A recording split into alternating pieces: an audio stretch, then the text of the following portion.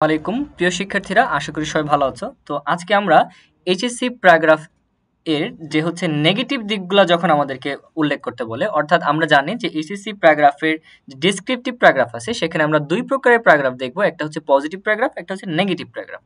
তো আমরা হচ্ছে পূর্বের ক্লাসে পজিটিভ প্যারাগ্রাফ, যে কোনো পজিটিভ প্যারাগ্রাফ কিভাবে আমরা একটা টেমপ্লেট দিয়ে লিখতে পারি সেটা আমরা শিখেছি। তো এই ক্লাসে আমরা দেখব যে কিভাবে যে কোনো নেগেটিভ বিষয় আমরা একটা টেমপ্লেটের মাধ্যমে যে কোনো নেগেটিভ বিষয়ের উপর একটা প্যারাগ্রাফ লিখে ফেলতে পারি। তো নেগেটিভ বিষয় বলতে যেমন হচ্ছে আমি বলবো, যদি আমাদেরকে বলে যে হচ্ছে ট্রাফিক জ্যাম নিয়ে লিখতে, ট্রাফিক জ্যাম কি একটা পজিটিভ বিষয়? অবশ্যই ট্রাফিক জ্যাম একটা নেগেটিভ বিষয়। তখন তুমি এই টেমপ্লেটে ফেলিয়ে এটাকে লিখে ফেলতে পারবা। মূলত এই প্যারাগ্রাফটি কাদের জন্য? এই প্যারাগ্রাফটি যারা হচ্ছে দুর্বল স্টুডেন্ট বা হচ্ছে যারা মনে করতেছে অল্প সময় আছে হাতে, আমি এতগুলা প্যারাগ্রাফ পড়তে পারবো না, তাদের জন্য, যারা হচ্ছে এই একটা প্যারাগ্রাফের মাধ্যমে কভার করতে চাচ্ছ তাদের। তো এই প্যারাগ্রাফটি চলো আমরা এই প্যারাগ্রাফটি শুরু করি। আচ্ছা, তো যেহেতু এটা একটা নেগেটিভ প্যারাগ্রাফ, অর্থাৎ যে কোনো নেগেটিভ বিষয় আমরা বর্ণনা করতে পারতেছি এই প্যারাগ্রাফ দিয়ে। যেমন আমি উদাহরণ দিলাম ট্রাফিক জ্যামের।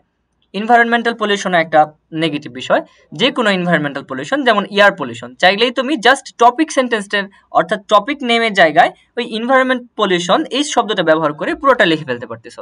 অর্থাৎ একটা প্যারাগ্রাফ পড়ে যে কোনো প্যারাগ্রাফ তুমি লিখে ফেলতে পারতেছো খুব ইজিলি। অর্থাৎ তাহলে আমরা ডিসক্রিপটিভ প্যারাগ্রাফের ক্ষেত্রে যখন আমাদেরকে নেগেটিভলি কোনো কিছু ব্যাখ্যা করতে বলবে তখন আমরা নেগেটিভ ফ্রেমে লিখবো, এই নেগেটিভ টেমপ্লেট ব্যবহার করব। আর যদি পজিটিভ বলে তাহলে আমরা পূর্বের মতো পজিটিভ টেমপ্লেট ব্যবহার করব। অর্থাৎ এই ক্ষেত্রে আমরা দুইটা কমন টেমপ্লেট ব্যবহার করলাম যাতে আমরা যে কোনো ডিসক্রিপটিভ প্যারাগ্রাফ লিখতে পারি। আচ্ছা, এক্ষেত্রে কত মার্ক আসবে? অবশ্যই 15-এর মধ্যে 10 থেকে 12 নিশ্চিত পাওয়া যাবে যদি তুমি হুবহু লিখতে পারো।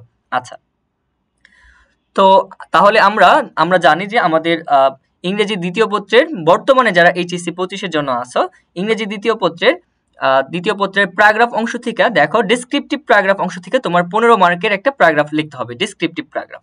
সেই ক্ষেত্রে এই দুইটা টেমপ্লেট পড়লে আর কোনো প্যারাগ্রাফ তোমাকে পড়তে হবে না। মূলত হচ্ছে এই যে ফাঁকিবাজি টেকনিকটা, এটা মূলত হচ্ছে আমার মতো যারা ফাঁকিবাজি করে এখন এতকাল ফাঁকিবাজি করেছো, এখন ভালো করতে চাচ্ছ, পরীক্ষায় পাশ করতে চাচ্ছ, মূলত তাদের জন্য, সকলের জন্য শুভকামনা। তোমাদের আর কোন কোন টপিকের উপর ক্লাস প্রয়োজন তোমরা কমেন্টে জানালে আমি সেই টপিকের উপর ক্লাস বানাতে বা হচ্ছে সেই টপিকে আরো টেকনিক্যালি কিভাবে হচ্ছে ইজিলি হচ্ছে সেই টপিকটা কভার দেওয়া যায় সেই বিষয়ের উপর আমি তোমাদেরকে সাহায্য করতে পারি। অবশ্যই তোমরা কমেন্টে জানাবে। সকলকে ধন্যবাদ। আসসালামু আলাইকুম।